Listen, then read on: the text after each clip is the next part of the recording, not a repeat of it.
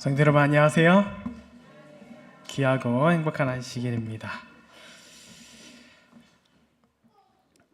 오늘 저는 사도 바울의 마지막 여행 그 길에 대해서 한번 여러분과 함께하는 말씀 속에 살펴보고자 합니다. 오늘 말씀의 제목은 가보니까 교회가 있었다입니다. 바울이 마지막으로 하게 된 여행은 로마로 가는 여행이었습니다. 로마로 갈 때 바울은 혼자 가는 것이 아니라 누가복음과 사도행전을 기록한 누가와 함께 여행을 하게 되었어요. 그리고 오늘 어린이 설교 시간에 말씀드렸던 그 이야기가 바울에게 실제로 일어납니다. 배를 타고 가다가 배가 파손되는 어려움을 겪게 되죠. 가이사랴에서부터 로마로 가는 길에 거의 대부분 다 항로를 통하는 거였습니다. 여러분, 배라는 것은 바람에 의지해서 가게 되어 있죠. 가이사랴에서부터 미항이라고 불리는 데까지는 그 바람이 자신의 뜻대로 불어주었기 때문에 그곳에 갈 수 있었습니다. 그런데 이 미항을 떠나서 이제 베닉스로 가야 하는 그 배가 그때부터 바람이 도와주지 않아서 어디까지 흘러가게 되냐면 바로 몰타라는 곳까지 가게 되죠. 오늘 사도행전 마지막 이야기는 이 몰타에서 있었던 이야기를 기록하고 있습니다. 사도행전 28장 1절과 2절에 있는 말씀입니다. 우리가 구조된 후에 안즉 그 섬은 멜리데라 하더라. 비가 오고 날이 참에 원주민들이 우리에게 특별한 동정을 하여 불을 피워 우리를 다 영접하더라. 누구나 인생을 살다 보면 깨닫는 딱 한 가지, 그것은 무엇이냐면 분명한 한 가지는 뭐냐면 늘 내 생각대로는 되지 않는다라는 것입니다. 그런가요? 지금의 현실이 또 우리가 과거에 했던 그 계획들이 그리고 앞으로 가지고 있는 미래에 대한 계획들이 내 뜻대로 되는 경우는 정말 많지 않은 것 같아요. 바울과 그 배에 타고 있었던 그 모든 사람들 모두가 다 여기까지 올 줄은 몰랐을 것입니다. 누가 알았겠습니까? 이 모든 사람의 인생, 우리의 인생이라고 불리는 것도 마찬가지인 것이죠. 나름의 계획이 있고 방향이 있지만 그것과는 다르게 떠밀려 갈 경우가 참 많습니다. 그러나 참 감사한 것은 이렇게 떠밀려가는 그 삶 속에서도 하나님은 분명한 구원의 계획이 있으시다라는 것이죠. 그리고 어쩌면 하나님께서 우리에게 계속 떠밀려가는 어떤 이런 어려움을 허락하시는 것은 이렇게 떠밀려 봐야지만 하나님께서 우리를 지키시는 것, 그리고 하나님만 온전히 의지하게 되는 경험을 하기 때문에 하나님께서 우리를 떠밀려 가도록 허락하시는지 모르겠습니다. 오늘 바울과 그와 함께 했던 사람들이 떠밀려 온 것은 바로 이 멜리데라고 하는 작은 섬이에요. 오늘날의 몰타이죠. 여기는 로마의 영토이기는 했지만 사실 이 당시만 해도 뭐예요? 아주 작고 그리고 아주 촌스럽고 아주 그냥 가볼 일 없는 관심조차 두지 않을 만한 작은 섬이었습니다. 사실 아프리카 문화권에 해당되어 있죠.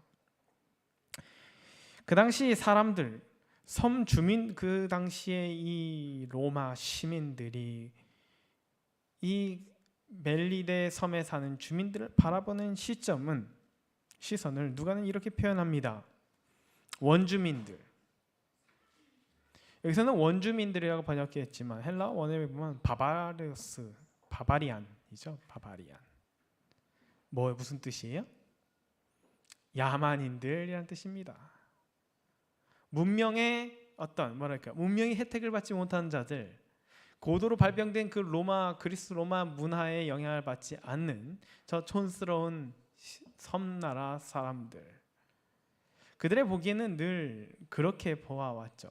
그래서 사람들은 다 어떻게 하려고 했어요? 뭐가 되고 싶어 했습니까? 로마의 시민이 되고 싶어 했고, 그리스와 헬라의 철학을 공부하고 싶어 했고, 그들의 고도로 발전된 그 문화를 누리면서 그 문명에 자기도 녹아들기를 사람들은 희망하면서 살아가고 있었던 시대에, 어쩌면 이 배에 타 있던 로마의 군인들과 그리고 로마 시민이었던 바울도 마찬가지고, 그리고 그렇게 발전되었던 도시에 살아왔던 이 사도행전의 저자가 보기에도 그들은 굉장히 초라하고 볼품없는 모습이었을 것입니다. 그런 원주민들을 바라보는 것이죠. 근데 여러분, 그렇게 그들이 이 로마 사람들이 야만인이라고, 저 바바리안들이라고 불리우는 그 사람들의 모습은, 그들의 겉모습은 비록 초라하고 굉장히 볼품없을지 모르지만 그들은 절대로 야만적으로 행동하지 않았습니다. 성경은 이렇게 이야기해요. 원주민들이 우리에게 특별한 동정을 하여 불을 피워 우리를 다 영접하더라. 사실 이러한 원주민들의 모습은 정말 고도로 문명이 발달되어 있는 그런 국가에서도 찾아보기 참 힘든 일입니다. 속칭 문명 국가라고 불리웠던 그 로마의 시민들, 지식인들, 그들이 누리고 있는 그 고급 문명과 그들의 문화들은 다 어디서 온 것이에요? 약자의 것을 빼앗고 탈취하고 그들의 그 수많은 노예들의 피와 땀으로 이루어진 것들입니다. 다른 사람의 희생과 다른 사람의 피와 땀으로 그들은 호의호식하면서 살아갔죠. 그 가운데, 그리고 그러한 로마 제국의 전 어떤 곳곳에 흩어져서 살아가고 있는 그 유대인들, 그 사람들 디아스포라라고 부릅니다. 그들이 그렇게 다른 각각의 도시에서 살아가면서 그들은 얼마나 그 신분 상승을 하려고 애썼는지 몰라요.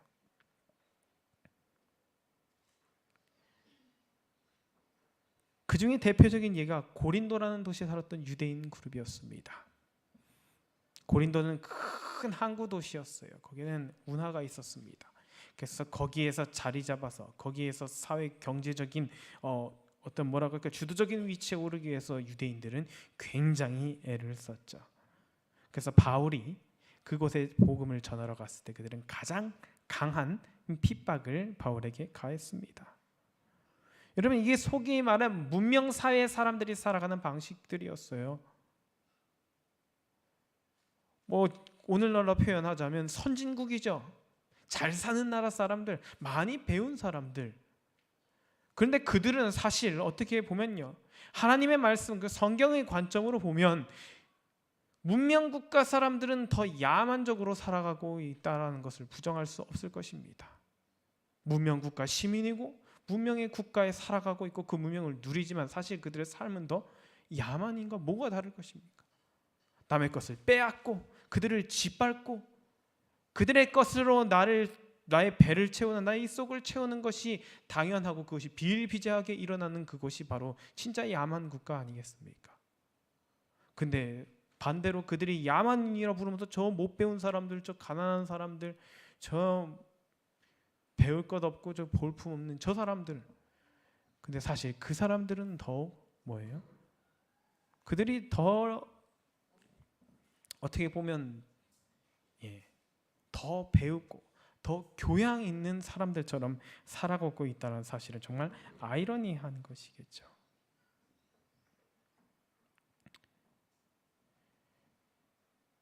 오늘날 그리스도인의 삶은 어떻습니까? 저는 이 멜리데의 모습을 보면서 우리의 교회를 떠올리게 되었어요. 원래 멜리데에는 사실 교회는 없었습니다. 교회가 있을 만한 곳이 아니에요. 여러분, 바울이 뭐라고 이야기합니까? 구도된 후에 알아보니까 여기 어디에 대체 멜리데예요. 바울도 가본 적 없어요. 여기 아마 이 배에 탄 사람 중에 여기 와본 사람이 없을 것입니다. 와볼 필요가 없는 곳이에요. 여기는 관심조차 둘 필요가 없는 곳입니다. 가서 뭐 돈을 벌 거예요? 뭘 할 거예요? 그냥 그 조그만 섬나라, 이름도 몰라요. 뭐 제국의 영토의 지도에는 있지만 거기가 뭔지도 모릅니다.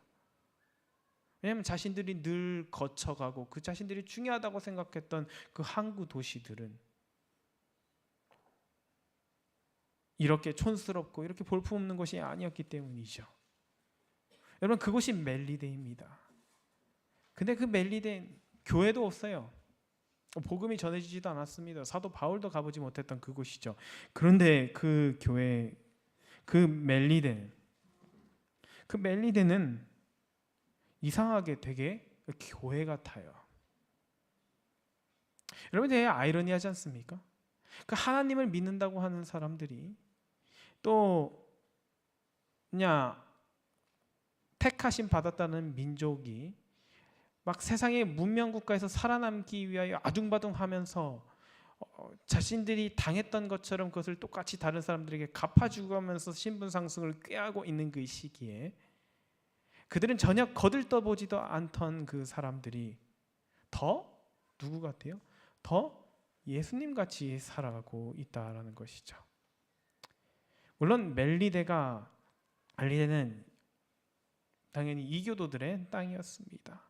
그러나 그들은 적어도 사람이 해야 할 본분은 다 할 줄 아는 사람들이었다는 거예요. 그 누군지도 모르는 배에 떠오르는 사람들, 배가 부서져서 떠밀려 온 그 사람들을 위하여 무엇해요? 불을 피우고 그들을 영접해 주는 그 멜리데의 모습들을 보면서 저는 우리 교회의 모습과 한번 연결해서 생각해 보기 원합니다.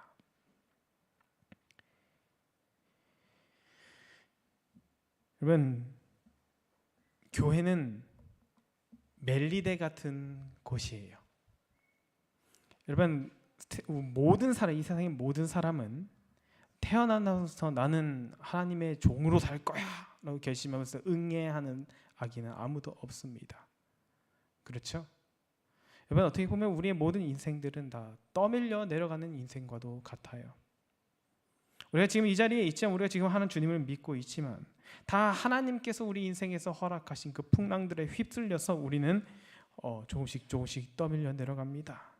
어떤 누군가는 부모를 통하여 떠밀려 내려가기도 하고 가족들을 통하여 떠밀려 내려가기도 하고요. 또 전혀 알지를 못한 사람을 떠내려가기도 하고요. 학교에서 예수님을 배우고 거기서 학교의 풍랑에서 떠밀려 내려가기도 하고 친구를 통해 가기도 하고 어려서부터 떠밀려간 사람도 있고 성인이 돼서 노년기에 이르러서 주님께서 허락하신 그 풍랑을 인하여 떠내려가는 사람들이 있지만 어찌되었든 다 모두 다 주님께서 구원하시기 위하여 이 멜리데와 같은 곳으로 떠밀으신 것이라는 것이죠. 태어나서부터 우리 시리아인 중앙교회에 다니겠다라고 결심하신 분 계십니까? 저도 어쩌다 보니까 여기 와 있어요. 저는 한 번도 상상해 본 적이 없습니다. 이곳에서 여러분을 만날 상상 누가 하겠어요? 꿈꿔본 적도 없습니다. 저는 시드니, 호주라는 나라 자체가 저는 제 세계관에는 사실 없었어요. 시드니에 교회가 있는지도 사실 몰랐습니다. 비행기로 10시간이나 떨어져 있는 그 나라에서 한국 사람도 별로 없는 그 땅에 대해서 한국에서 살면서 제가 관심을 가질 일이 뭐가 있겠습니까? 전 여기 가족도 없고 친구도 없고 친척도 있고 아무도 없어요. 근데 하나님은 저를 이렇게 조금씩 떠밀어 가셨다는 것이죠. 앞으로 또 어딘가로 떠밀러 가도록 하나님께서 유도하실지는 모르지만 어쨌든 하나님은 여러분 모두를, 저와 여러분 모두를 다 여기까지 떠밀러 가고 계신다는 사실입니다. 그리고 제가 떠밀려 왔을 때는 감사하게도 그것에 가보니까 교회가 있었어요. 많은 성도들이 말을 이해하실 거라고 생각합니다. 특히 한국에서 다들 사시다가 한국에서 태어나서 한국에서 자라셨고 한국에서 생활을 하시다가 호주라는 걸 와보니까 시드니에 오시니까 와보니까 뭐가 있어요? 교회가 있네요. 여러분, 멜리데에는 사실 교회가 없었지만 저는 이 교회의 모습을, 교회가 보여야 하는 이 모습을 멜리데의 주민들이 보이는 이것을 보면서 우리 교회가 참 이런 멜리데 같은 섬이 교회가 됐으면 좋겠다라는 그런 생각을 하게 되었습니다. 여러분, 사람들은 참 많이 떠밀려 내려가면서 살아요. 그 물길을 거슬리는 사람은 아무도 없습니다. 그러나 하나님께서 그렇게 우리 삶 속에 떠밀림을 허락하실 때, 누군가가 우리에게 떠밀려 왔을 때, 우리는 소위 말하는 저 문명국가의 사람들이 아닌, 그들이 보기에는 하찮고 부족해 보이는 야만인이라고 할지라도 우리의 마음과 우리의 행동은 결코 야만적이지 않음을 증거하면서 살아가는 그런 교회가 되기를 소망합니다. 야만적인 건 다른 게 없어요. 그렇죠? 예수님답지 않은 것은 다 야만적인 것입니다. 예수님 다우면 그것이 진짜 문명화된 것이에요. 저는 이 멜리데에 있는 주민들 속에서 정말 저의 모습, 그리고 우리 교회의 모습을 다시 한번 우리가 생각해 보게 되었습니다. 우리는 이렇게 떠밀려 오는 사람들을 어떻게 맞이하고 있는가? 하나님께서 저를 여기로 떠밀으셨을 때는, 제가 여기로 떠밀려 왔을 때는 하나님께서 우리 교회를 통하여 멜리데가 되게 하셨습니다. 여러분, 우리는 그런 역할을 하도록 사명을 감당해야 할, 그런 사명을 감당해야 할 공동체예요. 누군가가 떠밀려 왔을 때 그 떠밀려오는 누군지도 모르고 그 사람들이 어떤 사람인지도 모르지만 그들을 그저 무엇해요? 그들의 피로를 채워주는 사람들. 여러분, 사도행전 28장에 있는 말씀을 읽어보면 이들이 불을 피워다 영접하더라. 그 말씀에는 무엇이 이어져 있냐면 비가 오고 날이 차매라고 되어 있어요. 비가 오고 날이 차니까 무엇해요? 불을 피워주는 것입니다. 그것이 교회예요. 그것이 그리스도인 공동체입니다. 날이 차요. 비가 옵니다. 그럼 불을 피워주어야죠. 그 당연한 것 같지만 세상에서는 그 당연한 일이 잘 안 일어납니다. 날이 차든 비가 오든 내가 집 안에 있으면 되는 거 아닙니까? 내 집 따뜻하면 된 거 아니에요? 비 오는 날 밖에 나가서 뭘 하고 싶으십니까? 아니요. 집에서 그렇죠. 오늘같이 이렇게 쌀쌀한 날 어떤 생각을 하십니까? 집에 가서 따뜻한 장판 틀어놓고, 우리 교우님들 댁에 가보니까 대부분 다 하나씩 갖고 계시더라고요.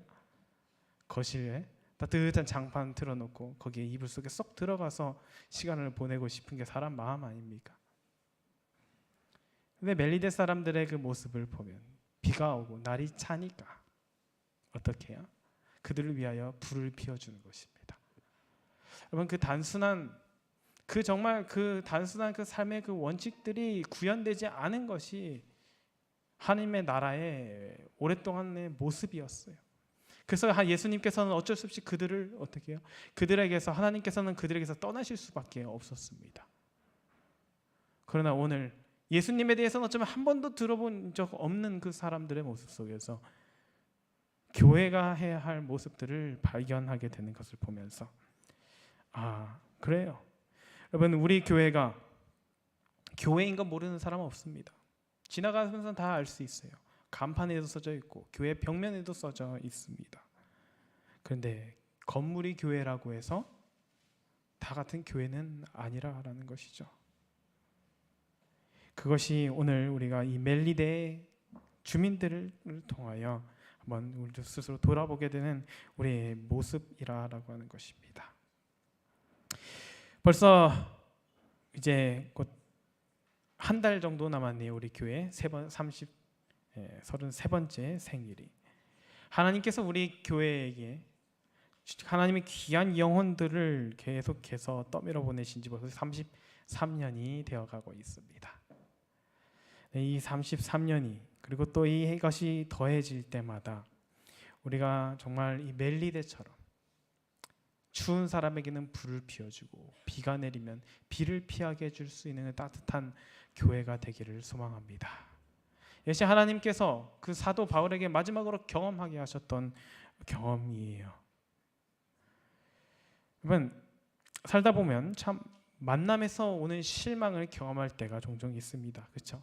이 만나 보니까 뭐예요? 겉으로 보기에는 괜찮아 보이는데 만나 보니까 어때요?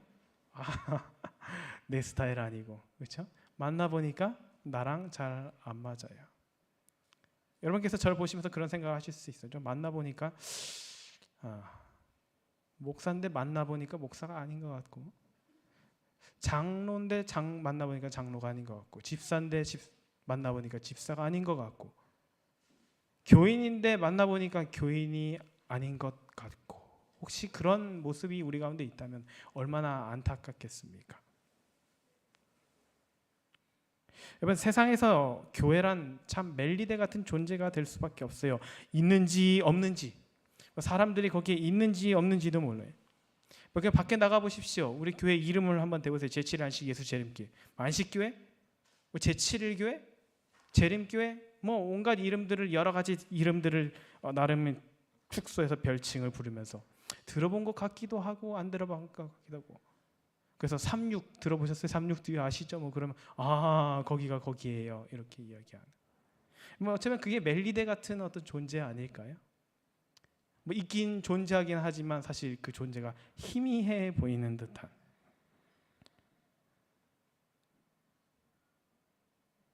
하지만 그럼에도 불구하고 여러분, 멜리데의 색깔이 분명히 있었습니다. 와보니까 멜리데예요. 와보니까 이름을 알게 되고, 와보니까 여기 사람이 사는구나라고 생각을 했지만,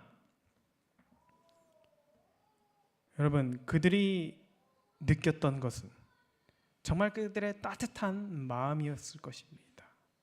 그것처럼 우리는 세상에서 멜리데처럼 어떻게 보면 굉장히 소수가 될 수 있고 세수이고요. 또 우리는 세상에서 그렇게 큰 영향력을 발휘할 만큼 어떤 세속적인 영향력을 가지고 있진 않지만, 적어도 누군가 떠밀려 와 보니 만나고 보니 그리스도인이었다, 와 보니까 교회였다 라는 평가를 들어야 하지 않겠습니까? 28장에 있는 이야기에는 계속해서 이렇게 소개되어 있습니다. 바울이 나무 한 묶음을 거두어 불에 넣으니 뜨거움으로 말미암아 독사가 나와 그 손을 물고 있는지라. 원주민들이 그 짐승이 이 손에 매달려 있음을 보고 서로 말하되 진실로 이 사람은 살인한 자로다. 여러분, 이 말은 굉장히 그 의미심장이에요. 뭐냐면요, 이제 멜리데 사람들이 이 사람이 어떤 사람인지를 알게 되는 것입니다. 근데 뱀이 물는 거 보니까 이 사람들은 뭐예요? 죄수 같긴 한데 확실해요. 살인자가 확실합니다.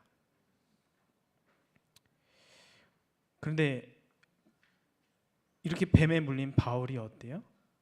바울이 죽질 않아요. 그냥 뱀을 툭 하고 떨어뜨립니다. 그러자 이제 사람들은 생각을 고쳐 먹습니다. 그러면서 이 바울이 신이다라고 이렇게 이야기를 하죠. 여러분, 이 이야기는 굉장히 사람의 마음이 얼마나 그죠? 갈대 같은지를 볼 수 있습니다. 물렸더니 뭐예요? 저거 살인자다. 근데 살아 있으니까 신이다라고 얘기죠. 대체 뭐가 다른 거예요? 이 멜리데 사람들에게 필요했던 한 가지 메시지가 있습니다. 하나님께서 여기까지 떠밀려 가게 하신 것이 하나 이유가 분명히 있어요.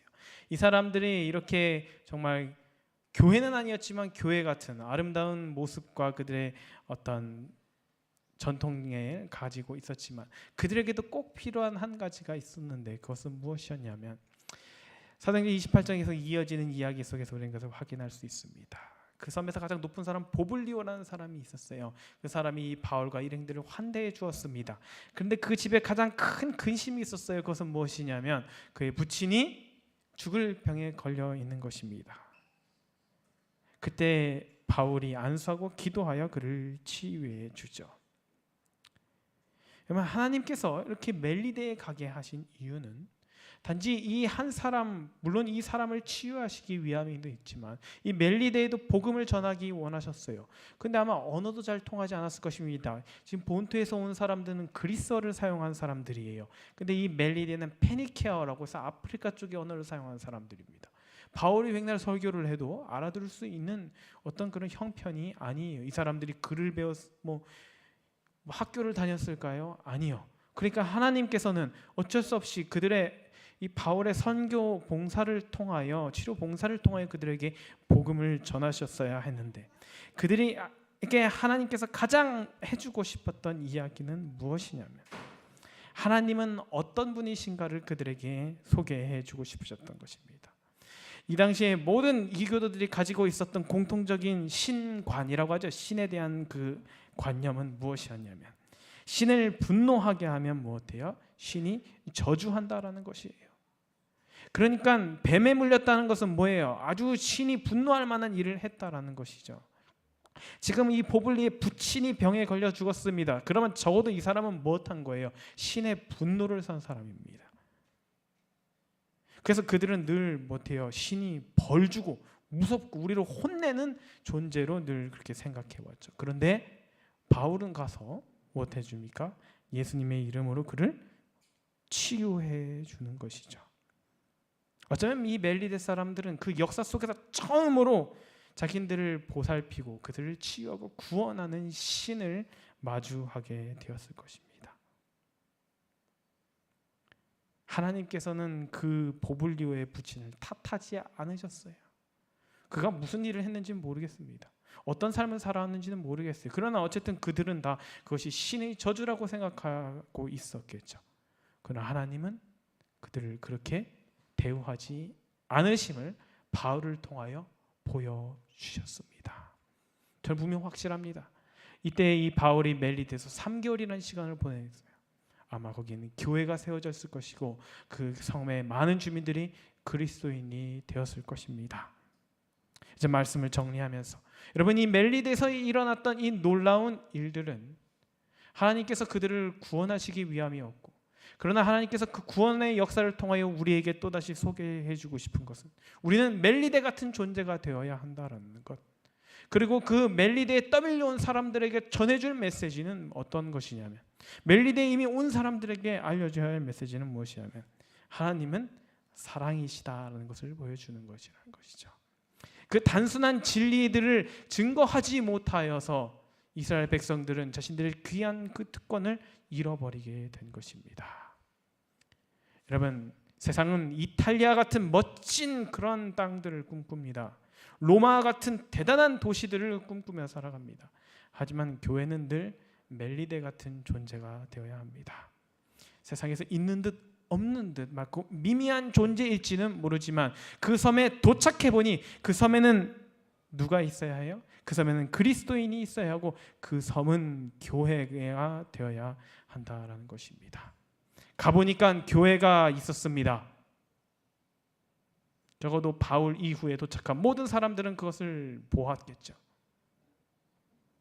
비록 바울이 도착했을 당시에 그곳에 교회가 있지는 않았지만, 우리가 이 이야기를 통하여 한 가지 다시 한번 상기하게 되는 것은, 우리가 멜리데가 된다면 적어도 우리에게 떠밀려오는 사람들이 왔을 때 거기 가보니까 교회가 있더라 라는 그런 이야기를 들을 수 있는 공동체가 된다면 얼마나 좋을까, 얼마나 우리 하나님께 큰 영광이 될까라는 생각을 하게 됩니다. 여러분, 하나님께서 우리를 이렇게 떠밀려 가게 하셨고 우리에게 멜리데라는 교회를 세우게 하셨습니다. 앞으로도 더 많은 사람들은 우리에게 떠밀려 올 것이고, 우리가 그곳에서 증거할 수 있는 유일한 것은 하나님은 사랑이시며 이곳은 교회라라는 것이죠. 여러분, 이 말씀을 기억하시면서 살아가시게 되실 간절히 소망합니다. 우리의 목적은 분명합니다. 우리는 멜리데와 같은 존재가 되어야 하고 떠밀려오는 사람을 하나님의 사랑으로 안아줄 수 있는 공동체가 되어야 하는 것입니다. 가보니까 교회였더라. 제가 이제 한국에 가는데 제가 교회 자랑을 좀 많이 하고 다니겠습니다. 거기도 교회더라. 거기 가면 교회가 있더라. 여러분, 우리가 그 이야기 하나 들으면 이 땅에서 성공한 삶을 산 것이죠. 우리 교회를 찾는 그 어떤 손님들도, 그 어떤 구도자들도, 그 어떻게 떠밀려 어떤 여운에서지 떠밀려온 그 모든 사람들, 단 한 명도 빠짐없이 모두가 이곳이 교회더라, 가보니까 교회가 있더라라는 이야기를 할 수 있는 그런 아름다운 그리스도 안의 공동체가 되기를 소망하면서 오늘 말씀을 마치겠습니다.